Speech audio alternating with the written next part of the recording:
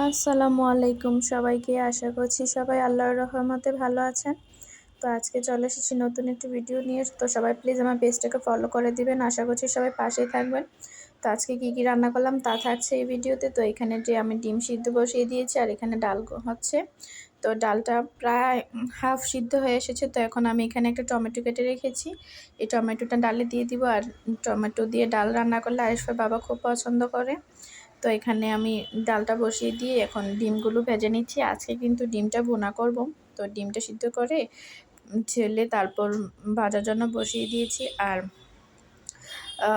তো এই যে হলুদ আর লবণ দিয়ে দিয়েছি ডিমটা ভাজার জন্য। তো অনেক আপুরাই বলে ডিমের কালার আসতে নাকি এরকম যোগ্যতা লাগে। তারপরে আমার কি যোগ্যতা আছে প্লিজ বলে যাবেন। তো এই যে কালারটা কিন্তু খুবই সুন্দর এসেছে। আর ডিমের কালার সবসময় কিন্তু একই রকম আসে না। তো সবাই প্লিজ আমার পেজটাকে ফলো করবেন। আশা করছি সবাই পাশেই থাকবেন। তো ডিম ভাজা হয়ে গিয়েছে, উঠিয়ে নিয়েছি। এখন এই তেলটাতে আমি পেঁয়াজ কুচি দিয়ে দিব। আর বেশি তেল দিব না, কেননা ডিমটা তো শুকনো ভুনা করব, তো তেলটা বাড়তি থেকে যাবে। তো এই তেলটাতে পেঁয়াজগুলো একটু ভালো করে ভাজা করে নিব।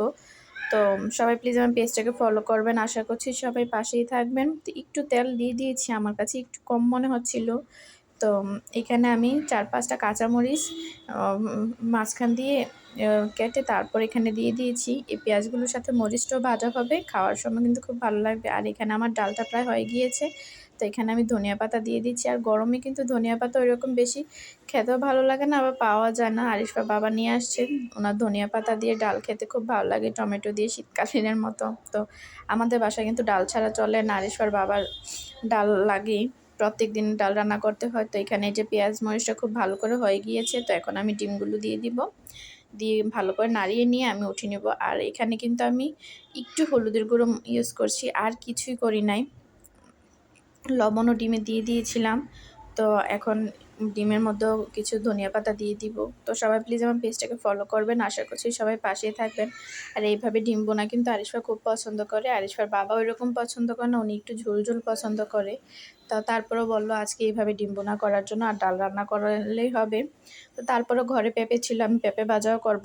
তো এই যে ডিম বোনা হয়ে গিয়েছে, এখন কড়াইয়ের মধ্যে ডালটা তেলে দেওয়ার জন্য রসুন দিয়ে দিয়েছি। আর এখানে পেঁয়াজ কুচি দিয়ে দিয়েছি। তো এগুলোকে ভাজা করে নিয়ে ডালটা তেলে দিয়ে দিব। এই যে হয়ে গিয়েছে ভাজা, এখন ডালটা তেলে করে নিয়ে দিয়ে দিয়েছি। তো এখন পেঁয়াজ দিয়ে দিলাম, পেঁপে ভাজা করব। পেঁপেটা আমি কেটে রেখেছি আগেই। তো এই যে পেঁয়াজটা প্রায় হয়ে গিয়েছে, তো এখন আমি পেঁপেগুলো দিয়ে দিব।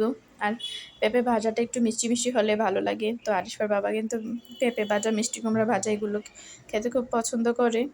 তো যে পেঁপে ভাজাটা বসিয়ে দিয়েছি, আর এখানে আমি একটু পরিমাণে লবণ আর একটু হলুদ দিয়েছি। তো এটা দিয়ে পেঁপে ভাজাটা করে নেব।